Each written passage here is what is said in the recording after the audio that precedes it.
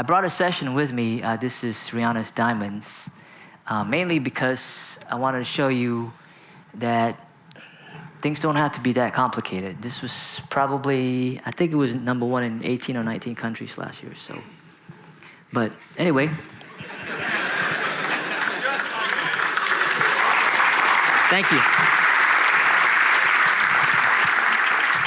Phil, why don't you start off by just telling a little bit about your... When you graduated, what was the first thing you did after you graduated? Where did you go? What was the process you took to finding a job in the industry? Yeah, well, I graduated back in 1990, so I don't know if too many of you were around back then, but first grade? It's awesome. When I graduated, I called all the studios that I wanted to go do my internship at, which was in LA and New York, and not one of them called me back. So when I finally got to speak to a studio manager, he was in Atlanta. So when I got on the phone with him, the first thing he said to me was, "I'm not giving you a job, so you can come do your internship and go away." So I said, sure, that's not a problem because I wasn't planning on staying in Atlanta anyway. So 20 years later, I'm still there. But that studio at the time was called Soundscape. And that studio was also it's one of those things where the right place at the right time type of situations. LaFace Records just started. So that studio was where I met Jermaine Dupri, Rico Wade, Organized Noise, Outkast, L.A. Reid, Babyface, TLC, Dallas Austin, and I could go on and on. But we all kind of grew up together.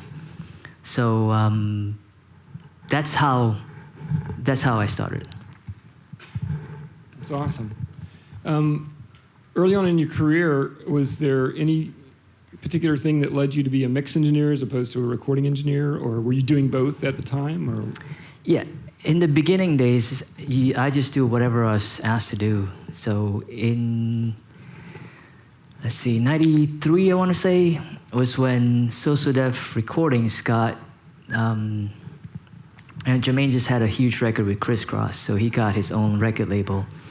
And he's a little bit different than most other producers in the sense that he would prefer to work with a team. Like he wants to know what to expect from everybody. So a lot of other producers just kind of hire whoever's available. So he asked me if I would come on board, and it's not like I had anything better to do, so I said sure. And from about 93 to 98, I pretty much did everything, recorded, mix, and whatever else I was supposed to do. So about a typical day would be, me getting into the studio around 11. I'd start mixing. Jermaine would be in the office doing, record label stuff. He'd get done around 7. He'd come to the studio. We'd listen, tweak the mix, get finished. He'd go home and start writing. Then after I got finished with, printing, backing up, all that kind of stuff, then I would go to his house and then we'd record all night. So that kind of went on for about 5 years. So there wasn't a whole lot of time to do much else, so I almost worked exclusively with him. But those kinds of hours can burn you out. So I stopped recording and just kind of focused on mixing. So that's around 99 is when I started just focusing on mixing. Have you always been in Pro Tools, Phil? Has that always been your DAW that you've used? Or? No, well, Pro Tools didn't really exist back in the early days, so it was called Sound Tools at the time. It was just 2 channels. So about the first maybe 10 years of my career was all tape-based. Then I was kind of forced to change the way I work and work in the box or with hard disk, because it's hard. Every time you do a recall in a console, it probably takes about 20 to 25 minutes. So recall these days is kind of an important thing. You never just work with an artist or one producer anymore. You're working with the songwriters, the producer or producers. I don't know if you remember there was a little posting one time where one of Beyonce's songs had 6 different producers and 4 different writers. So all these people had to have their say. You have management, you have the record label, you have mom and dad maybe sometimes, and it can get really kind of complicated. So whenever someone has something to say, you'll have to basically recall the mix and say, okay, well, here's somebody's suggestion. So. Do you find yourself working totally in the box now, or do you still incorporate using a console in your process and workflow, or? It's mostly in the box, but I do have, again, I come from that whole tape-based analog system type of a background, so I kind of like the way that sounds. So I do have certain pieces that I send to or route things to during the process. So in the process of mixing, then, are you still incorporating analog tape into your process at all? Are you? Not often, not with tape anyway, but right. Analog gear, external boxes, certain ones that I like. Gotcha. External compressors or EQs? Compressors, EQs. All of that? Yeah, that kind of stuff. Awesome. So.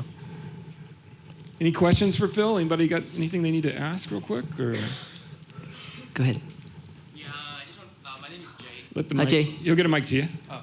Hi, my name is Jay. I'm from Malaysia as well. Oh. Yeah, can I just ask something like mixing techniques from you? Can I ask mixing techniques? Yeah. Do you use parallel compressions a lot? Yes and no. Okay, the thing about mixing is, again, I'll show you a little bit about here. This is actually the mix that you hear on the radio. The only difference is, in this case, most of the stuff is routed internally. I did send some stuff out to external devices. So, but we don't have that here, unfortunately. So I wasn't able to ship my whole studio here. Yeah, sure. So everything, but this is basically the mix that you hear. So for example, I think for me, the most important thing with mixing is that you gotta allow the music to tell you what it needs. So if you think it needs parallel compression, do it. If it doesn't, you may not have to. So one example I'm going to show you here. This is the kick drum. Okay, there's nothing on the kick drum right now. There's no EQ. There's no nothing. Okay, and the reason for that is because the people who made this track, they took good care in selecting that right sound. So if you got a good sound, then you don't need to fix what's broken, I guess is what I'm saying. So the other angle maybe to consider is balance is really actually more important than anything else. So with movies, a lot of times it starts with the script. If the script is good, then the movie generally, if in the hands of good people, directing and editing and so forth, it'll be better. So the song is usually, for music, is the most important thing. But again, as you can see, there's really not a whole lot that's going on with this particular mix. There's going to be some volume automation, mostly in the vocals. Here. Well, hang on. So, but other than that, the song is what it is. So. You're welcome. Yes, sir. Hi, my name's Andre. Hi, Andre. I don't really need a mic. Oh. So you said in ATL when you were doing your internship that he wasn't going to hire you. When did the doors open up to actually do something in the industry as far as getting paid and noticed? It was, and I'll be the first to admit, I was very lucky. Again, being at the right place at the right time. So the studio was very small. It was a family-run operation. It was the owner. His wife did the books and the billing. They had a studio manager and they had a staff engineer. So I don't know if you noticed, but a lot of musicians tend to like tend to be night owls. They work late. So the studio manager said to me he wanted his house engineer to work the day sessions. And so that opened up the night sessions, and at the time, not many people were around. So he said if I wanted to do that, I could do the night sessions. He never hired me officially. I was never an employee. I was just an independent. So but those night sessions, that's where I met a lot of, that's where I met a lot of the people I still work with today. As far as like getting paid and all this kind of stuff, that's a really weird situation when it comes to the industry in general. Just to give you an idea, this year, and it's February now, I still haven't seen one single check from any of the record labels. What? If you can believe that. I can't. Yeah. So I've done plenty of work, and a lot of these, you're picking a really weird industry to be in. Okay? If you're an independent, the best way to do it is just keep working. So if you have things in the pipeline, you'll be okay. But the problem is getting paid. There could be times where you don't get paid for a long time. They, for some reason, just kind of operate at their own pace. What was the longest it ever took you to see a check? I'm gonna say never. That would be one. That would be, yeah. There's been situations where like a label went under or something like that, filed for bankruptcies, and that you pretty much never, you won't see that. Thank you. Yeah. So.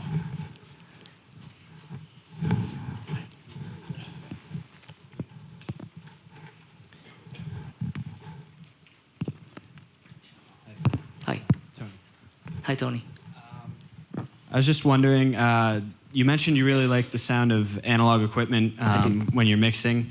Yeah. Are there any either tape or hardware emulations that you found in software? I noticed this session's mostly stock Pro Tools, but do you have anything that stands out? So, okay, let me see if there's something in here. Okay, this is a tape emulation thing. Okay, am I not able to solo? Hang on.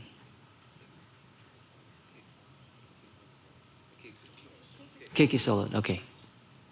Let's do this.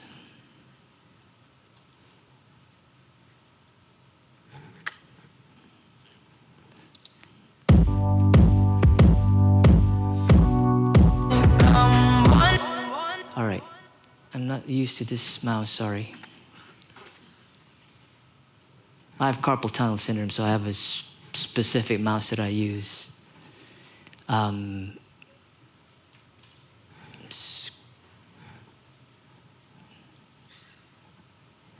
Where are you? Okay, there we go. Okay, this here. So with the EQ, actually it's not doing anything. It's just adding a little color. I don't know if you can hear that. Let's do...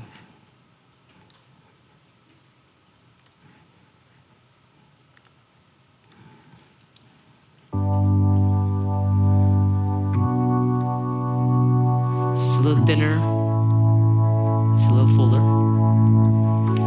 Compressor. And then that's a tape. Trying to get the little grime in the organ because it was just the stock sound is really clean. Here's it bypass.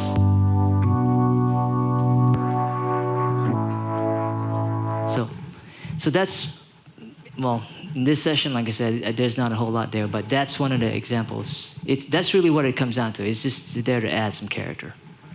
Thank you. So, in the back. My name's Ken. Hi, Ken. I like recording sessions, but I prefer mixing too. My question is about lead vocals and background vocals. Okay. What type of techniques and how much compression do you use to make the lead vocals stand out but still be in the mix? Well, the thing with mixing is, in all honesty, it starts with the recording. Okay, so it's like cooking. If you give the chef fresh ingredients, chances are your dish will come out better. So if your recording is good, then it's going to be easier for you to be able to make things work. So in this case, now someone like Rihanna, she's got her own engineer who knows her voice really well, and it's usually, Marcos is his name. He does a really good job, and there's really not a whole lot that's needed. So in her case, since this is in front of us, this is really at a stock setting. It's not there to create an effect or anything like that. It's just there to kind of hold her in place. And if you'll see, I chose to be happy. It's just kind of there. That's part of her sound. So if we remove it, and that's fine too. I chose to be happy. It's really not that different. This here, I'm using the dynamics a little bit on here, and then a little bit of top end. As far as the EQ and compressor, let's bypass and take a listen. I chose to be happy. You and I, we're like diamonds. Again, not that noticeable. It's just there to kind of emphasis and try to sweeten certain things. This here is a compressor at the end. I chose to be happy. Again, so at this, you see this little red part here. I chose to be happy. It's about 3 dB maximum compression, really, when it comes, that's really all it is. So really depends on what you get. So if you pay attention to how well something is recorded, your mixes will usually come out better. As far as techniques, you kind of have to let it dictate what happens. If you're doing a rap song,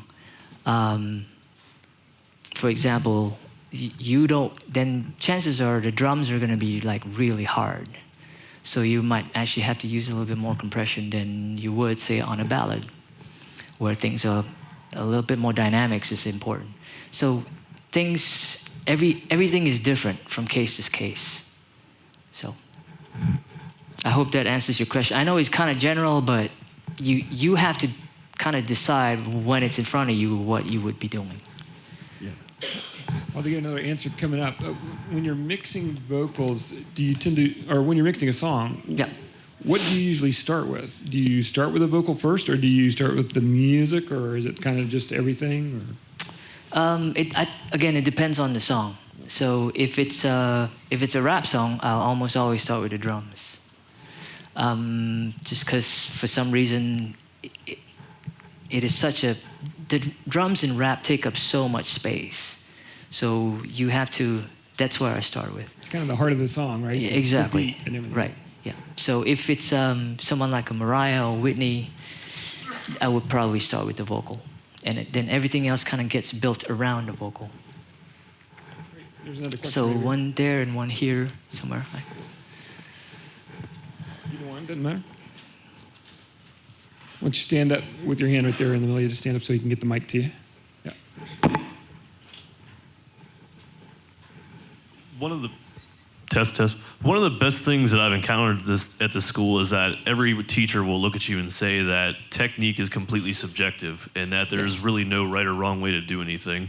When I work with an instructor and I go in to ask them a question, one of the first things that I'll ask them is, what is one of the things that you do that you think, compared to everything that you've seen somebody else do, is completely outside of the box? And if you'd be willing to perhaps show us one of your secrets, something that you feel that you do that you've not really come across, Okay. And it might be something that sometimes that they think, well, this seems rather boring, but I kind of do this because it's part of my own technique. And I'm like, no, that's awesome, and it's kind of the workflow behind what it is that you do and how you maybe edit, something that you do to remember, I want to bring this back in later, anything like that. Okay, that's actually a kind of a hard question, and I'm not trying to avoid the question. The problem is, I don't actually know how other people work. So I don't actually know if I'm doing anything different than what they're doing. So one of the things that I do a lot is this. Very simple, but a lot of times when you have low frequency information, even if you don't actually hear it, a lot of times can get in the way. So one of the first things I usually do is I try to filter out as much of the stuff that I don't need as possible. And even if a lot of times when you play a keyboard, for example, you hear a lot of low end, even though the sound itself isn't that low endy. One example that I showed you earlier with the organ, for example, that actually the tape made it crunchy and actually cut out a lot of the low end in that sound. And that was by design. So as far as, again, for me, when I got out of school, I was very lucky to start working almost immediately. So I probably only assisted for about 6 months before I started engineering. So I didn't really get a chance to see a lot of how other people work. And even then, because most of the work that was done was in the analog world, it's kind of hard to. One of the problems with me is a lot of times I've seen. One time I went to a mixer and mixing session that a friend of mine did, and everything he did was like, everything looked good. It sounded great too, but everything looked good. Like the EQs were nicely, the stereo, everything looks like they were right. I was never able to do that. Mine's always like, it's crazy one way or the other. The way I look at it is that, hey, the EQ knob has -15 and +15. If it takes you +15 and gets you what you need, turn it. So it doesn't, there really isn't no right or wrong. You have to, as you go along, you're going to develop your own techniques and you're going to find out ways, hey, this kind of worked really well for me. But you'll also sometimes discover, and sometimes I get this all the time, when you get a popular hit or whatever, people sometimes will call and say, hey, we want you to make our record sound just like that. And you have to try to explain to them that it doesn't work that way. Your song, I could use the same sound and it won't work. I can use the same exact settings on the same sound and it still won't work because, their song is in a different key. The arrangement is different. The composition of it in terms of the tracks are different. How it's built is different. It's in a different tempo, so your compression settings would be different. All this kind of stuff. So you never really know kind of till you see it and go, okay, that works and that doesn't. So, again, I'm not trying to avoid your question. Okay, good. Is there another question? I see another. Somebody back here. Back here in this corner. I'll get this one. That's all right. I'll take this one. Man, I appreciate you coming out, definitely. Glad to be here. Thank you. You kind of touched base with the low end. Is there any other frequencies that you find yourself struggling with are you in a battle with it or anything? Just any frequencies that give you problems? For the longest time, I used to struggle with bass frequencies. Not like not specific frequencies, but like a bass as an instrument.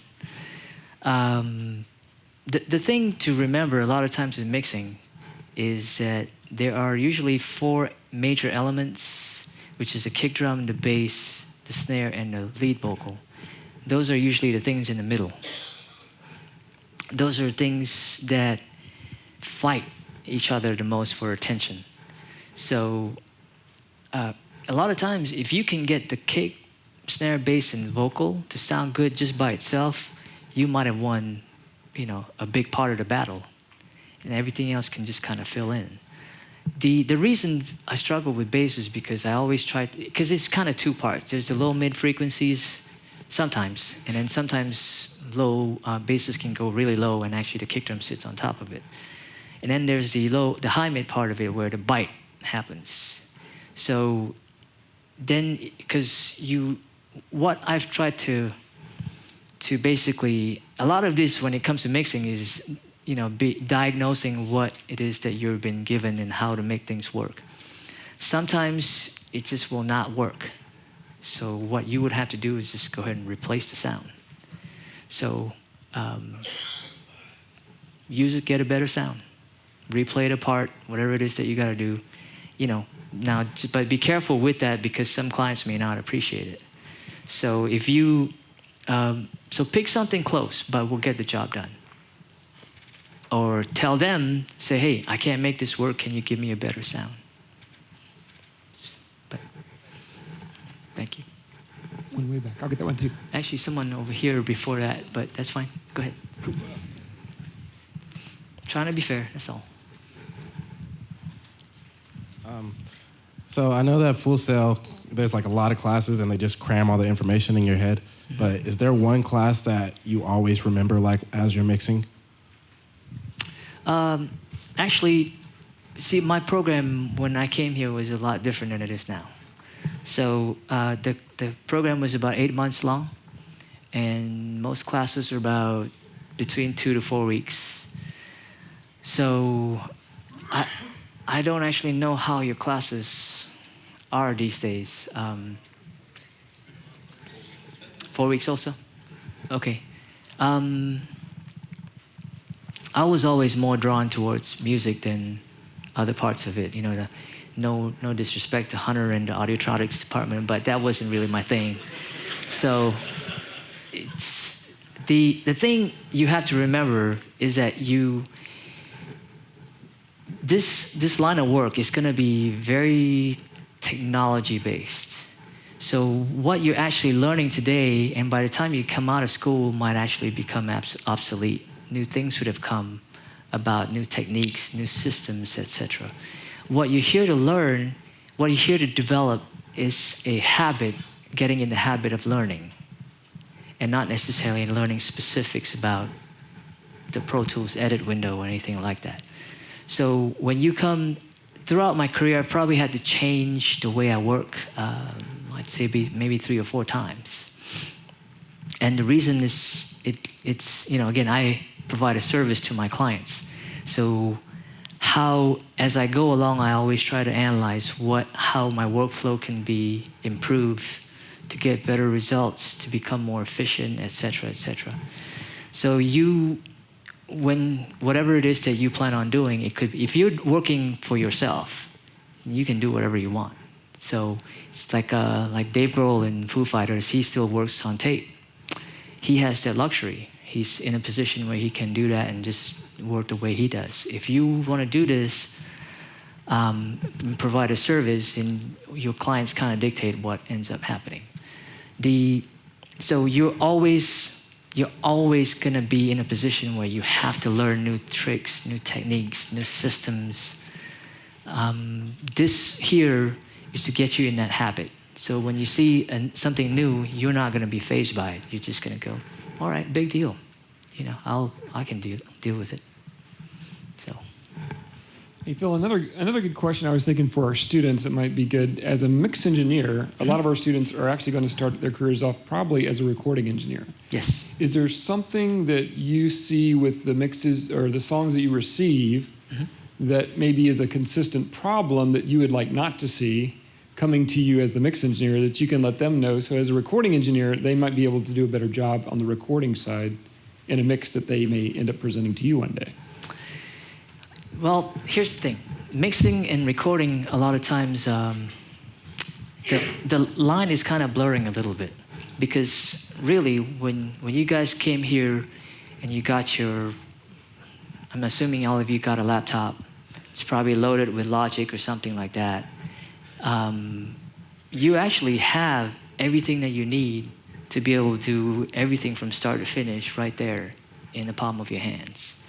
So a lot of the same things, and again, if you look at some of the stuff that I use, there's nothing really all that abnormal that I do in this particular session, for example. You have all the stuff that the professionals use already at your fingertips. You don't have to do, basically, I'm obsolete. You can do what I do. The difference is that is ear training more than anything else.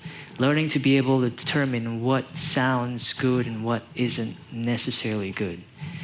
The best way to do about it is just, for me anyway, it was just listening to a lot of music and trying to do a lot of analysis in terms of what I like, or in your case, what you like.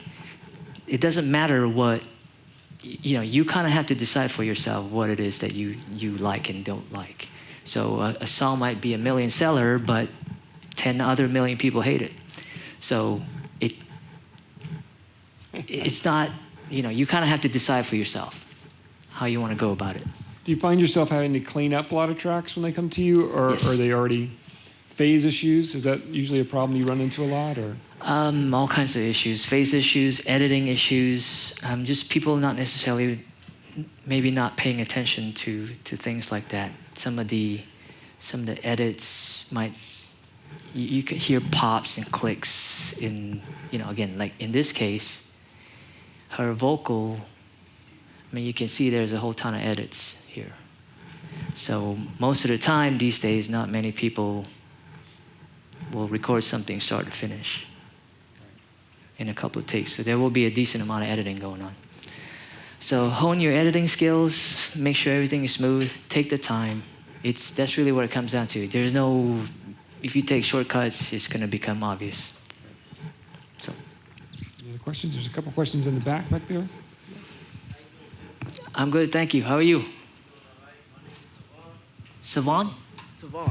Savon. Okay. I do engineering and production, but I'm focusing more on my engineering. But I have a few questions I want to ask you.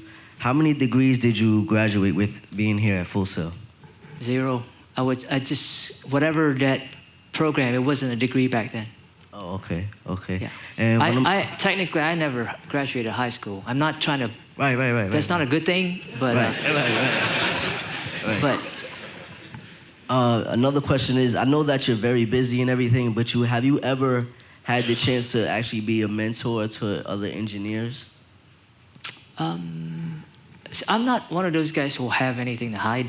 Right. If you ask me a question, I'll show it right to you. So it's not Right. And I have there's plenty of younger engineers that have kept in touch with me from everywhere I've been to, and I try to answer everybody as honestly as I can, but it's not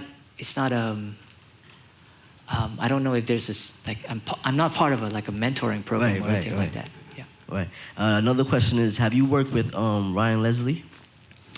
I've worked on his songs, yes. Okay, that's it. Thank you. Thank you. Awesome. Another couple in the back there. Hello, sir. I'm Corey. I know that you've talked a lot about hip hop and rap music, but have you ever worked with acoustic music? And if so, how do you approach that as far as what do you edit first, just vocals or the actual guitar? Or acoustic music is actually for me a little bit more difficult because there's not as much to hide. Things have to be good.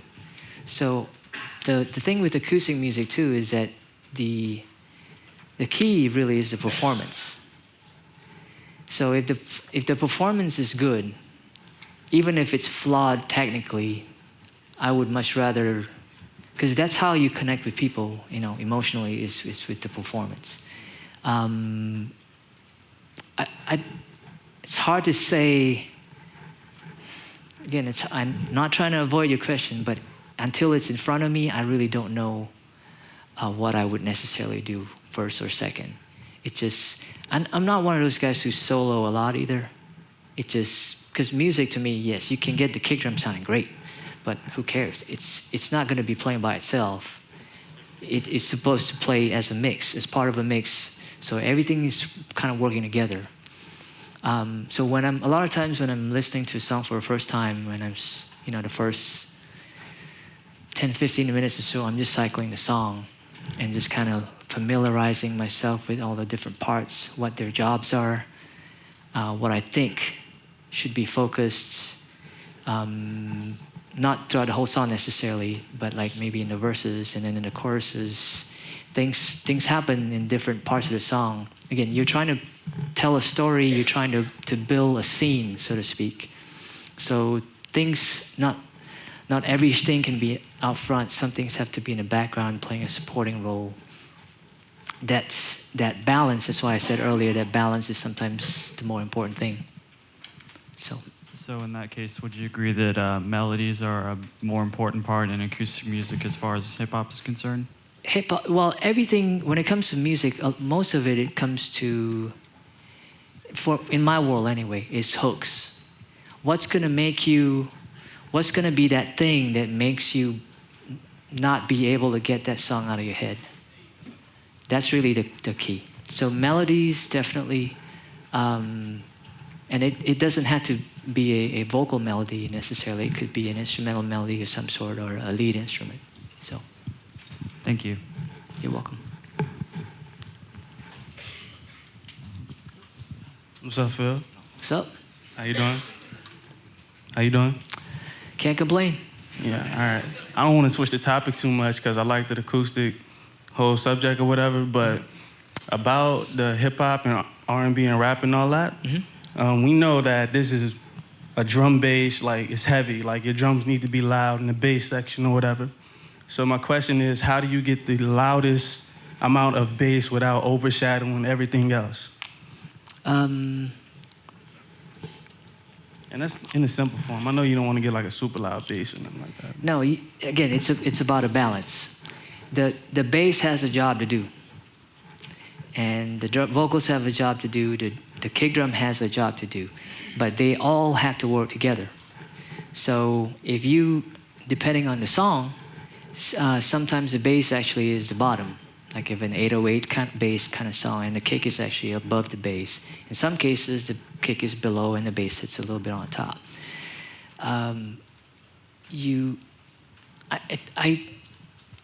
I don't know that I ever go for loud. To me, that's not part of my job. I value clarity over everything else in terms of like how I approach trying to get a sound to work. So I understand. But at the same time, I understand like that's what a lot of the clients want. And as a producer, like we want our basses to hit hard. And it's like, for a long time, like you said, we struggle with that low end. We want it. And even when we feel we have it perfect, we hear the next mix and it's like, damn, this dude's bass is, oh my God, you know?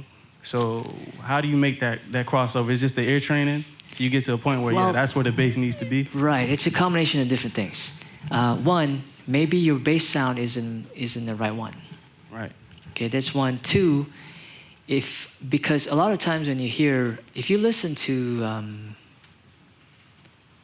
let's say, I'm trying to think of an example. Okay, some of Dr. Dre's older records. Yeah. The drums aren't that hard in the conventional sense, but they're hard in the sense that they do their job, if that makes any sense. Now, his new records sound terrible. So, but in the earlier days, he, for whatever reason, I don't know, maybe his hearing was better, or the people he worked with might have been more along those lines, but everything like was really tight. Everything worked really well together. So, and I think that approach might be actually better. The other thing too is a lot of times here's the other thing that I'm not a big fan of is that I don't really try to compare. I know it sounds weird, but I'm not a competitive person. Like I feel like there's room for everybody. So I listen to, and when I listen to somebody that does potentially a better job than me, then I'm like, this is great, because now I got to up my game to be able to at least be in that same ballpark. And then there's some cases where it's just like, man, that's something I can't do. So, and that's fine too. Again, there's a place for all of us. There's then the other part of it is you got to experiment.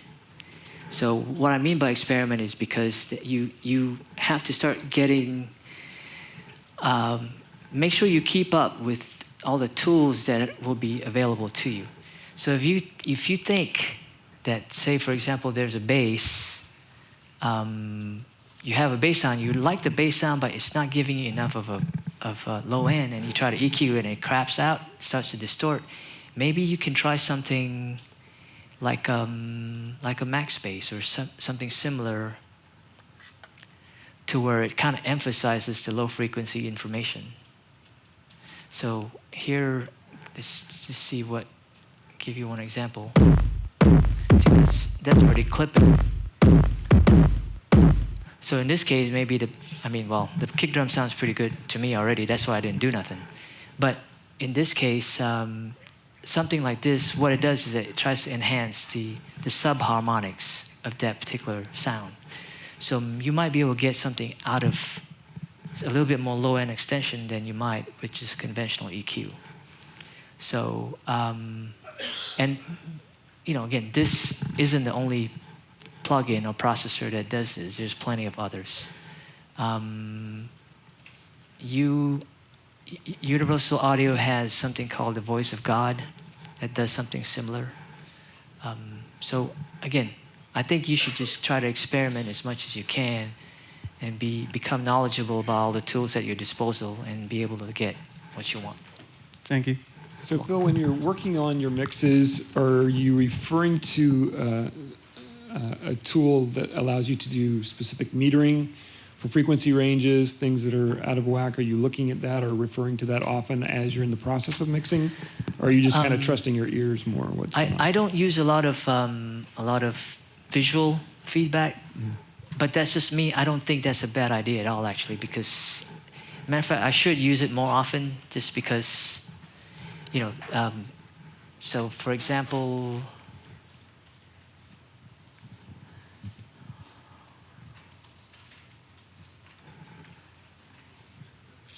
so an analyzer like this, just to give you some visual feedback as to where your frequencies are, etc., and where things might potentially be competing with each other. So that's a good idea. But I don't do it very often. I just kind of listen to it and go, I like that. Awesome. You got a couple back over here in this far right corner that have been waiting for a while. So let's see if we can get those guys. All right. Hi, how's it going? My name is Calvin. Hi, Calvin. First thing I want to ask is kind of like two questions in one. But first thing is, when you first start mixing a song, your master fader, what level are you starting at? -10, -6? I mean, what is a good place to start? Because I know that you need headroom as far as when you export, before the master. So. Right. My master typically stays at 0. To me, in this case, I'll show you this song here. This is the master. So the song starts out with the little piano part, etc. I'm raising the choruses a little bit just to give it a little bit extra, just to make it hit a little bit harder. And that's only like about half a dB or so. So it's pretty much stays around that 0 range pretty much the whole time. Okay, so when you mix, you're saying that you literally don't start lower and then boost it. You just start at 0. I pretty much leave it alone till the end. Hang on. So till the end of the song when I start doing these little extra bits and pieces of automation. But usually none of this is on till, like, as far as the processors. And it's not that much. Again, I'm tapering up some of the really super low frequencies so they don't get really muddy. I'm just trying to add a little tiny bit of width to the mix. Again, it's not much. This is where it starts. Well, the stock program is right at 1. So I'm just doing it just a little tiny bit, just to open it up a little bit. And then this is just to turn up the overall level. A lot of times what happens is that at the end of the day, when people leave with rough mixes, they get a loud version. So that's what everybody's been listening to. If you turn in a mix that's quiet, people are gonna freak out. So that makes sense. Can you actually play the song and then flip to your mix window so we could just see where it's hitting? Not that I don't believe you, but yeah.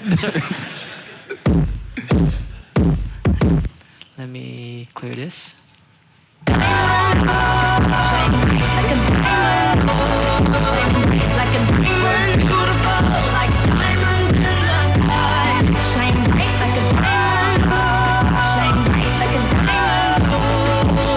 Okay, so anyway, what I'm saying is that it's really more of a, as I work, again, there'll be times where you turn things up a little bit too loud and you have to back things down. But generally I don't really mess with the master all that much. And there's no limiter on the master or anything? Yeah, this is the limiter right here. Okay, I see. Yeah, just to keep it from clipping. Okay. So it's quieter if I'm playing it bypass.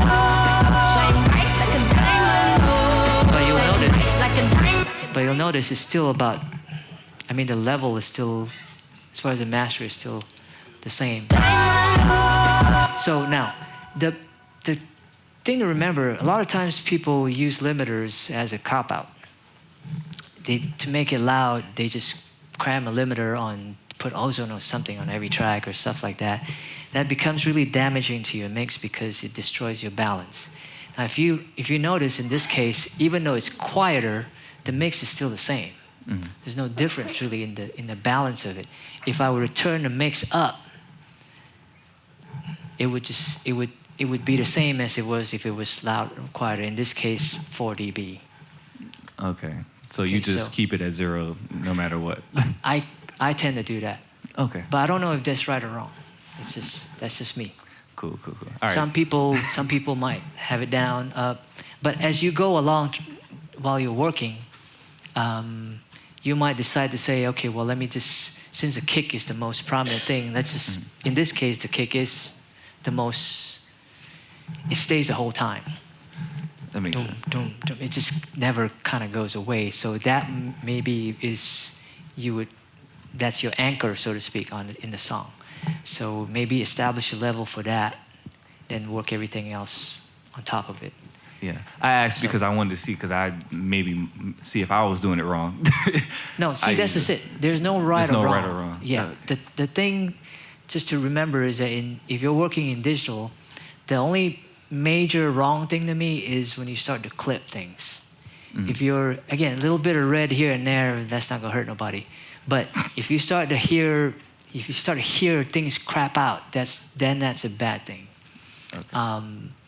But the problem with it is that a lot of people, it seems to me like it's gotten to a point where it's almost like people can't hear it anymore.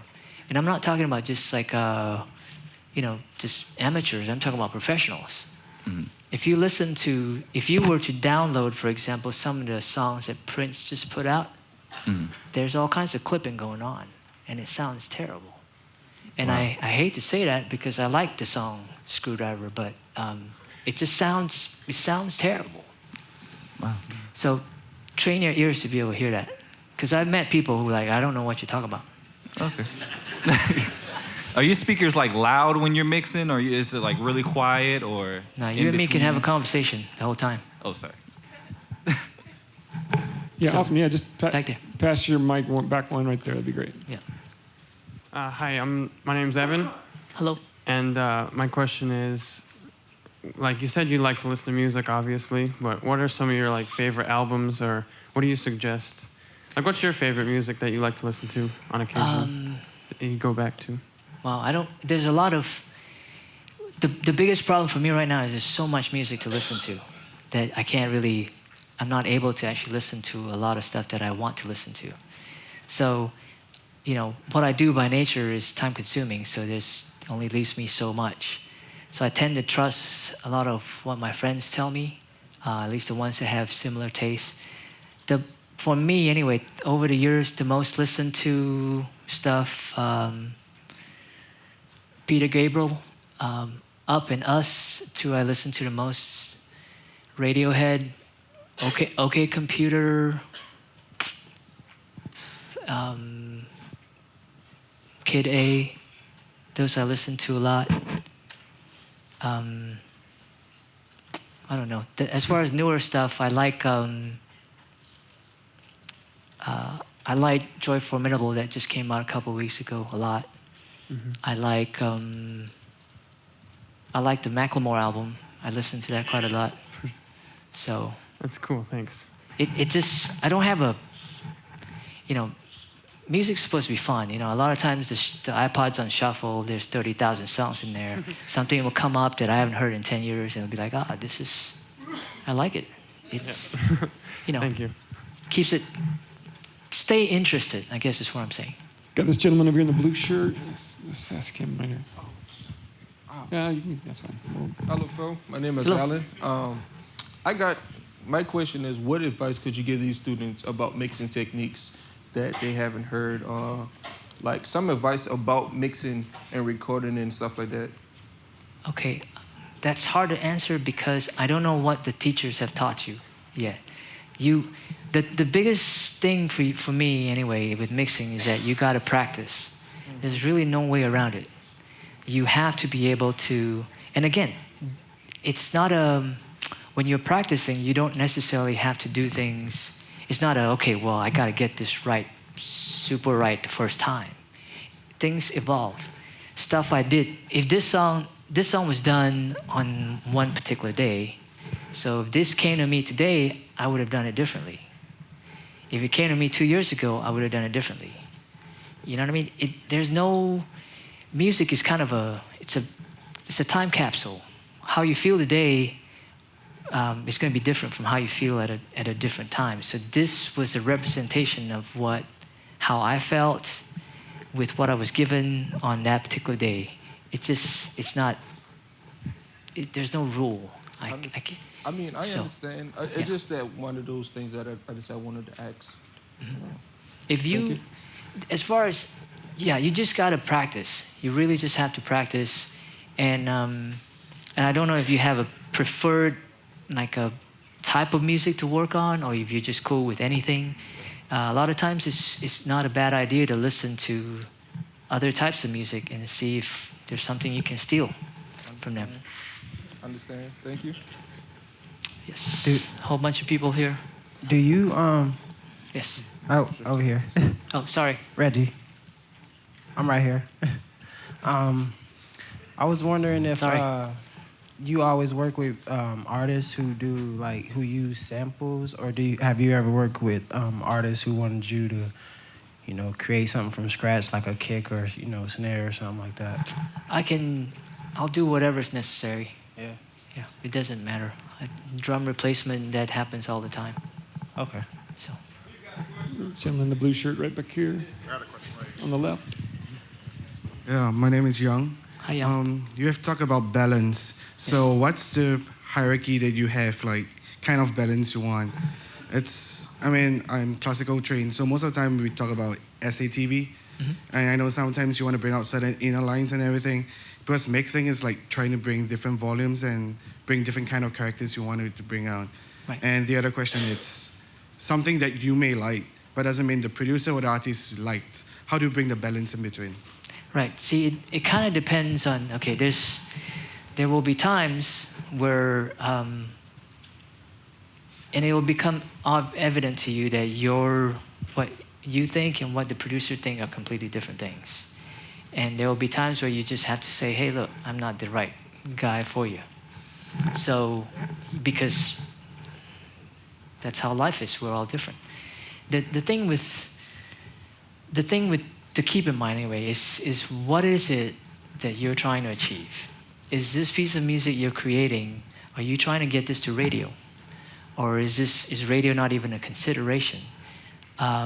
Because if you're trying to get something to radio, for example, then you're going to be competing with the other stuff that's on radio. So it's not a bad idea for you to reference what is on the radio that might be competing with your material. So in that situation, you want to try to get, and even then, it depends on what radio format you're going after. Is it pop radio, mainstream? Urban radio sounds different, too. sometimes. Gospel radio definitely sounds different, and so does country. So what are you trying to do with the piece of music that you're working on? And kind of go with that. It's good to have references. I'm almost always listening to, because most of the songs I work on is in popular music. So if I hear something, it's going to be like, oh, well, this kind of sort of reminds me of this. And what I do a lot of times is more, I'm trying to establish, I'm not a very technical person in the sense that, okay, well, this has to be 2.5 dB at 2.14 kilohertz or whatever it is. It's just like, I'm turning stuff till I'm like, that sounds all right. It's just, that's how I am, that's how my approach is. The message that the songwriters and the producers are trying to communicate, is that coming across? That's really the key for me. And that's how I approach it. Thank you. Okay, this gentleman over here in the corner, if somebody can get a mic over to him, it'd be great. Yeah. What's that? Don't do that.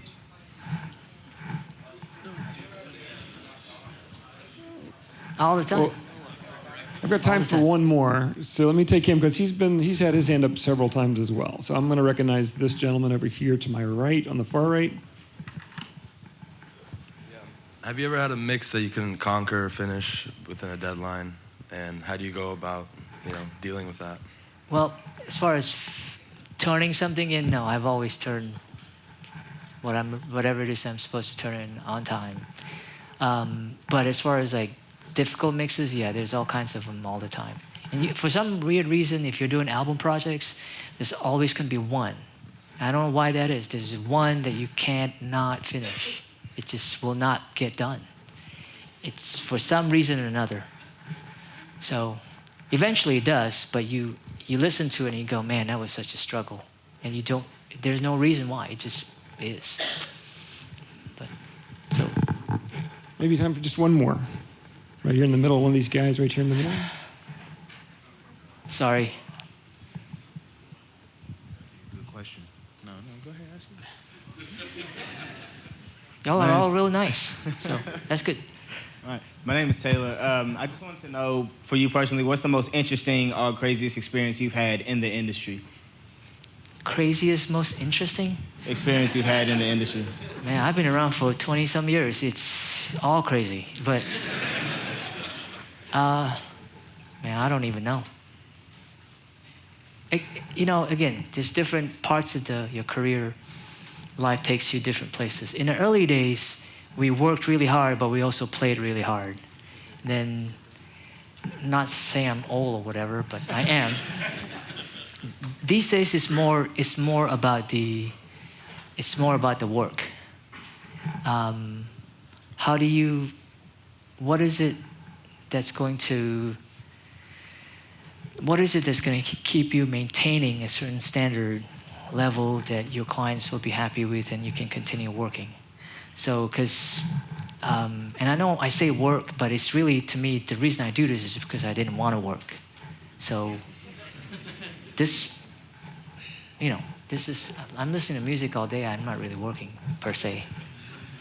But I don't know if I have any like weird, crazy stories to tell you. I mean, things happen all the time. When Mike Tyson got out of jail, we were all in Vegas and going to the fight. And then way down the hall, in this hallway we were going down, I hear this big voice say, "Philip," and it's Biggie. So it's just this is a different time. Thank you. It's just, I got all kinds of stupid little stories like that. I just don't know if there's any one that's just like outstandingly crazy, but. Awesome. Well, let's give it up for Phil today, please. Some great information.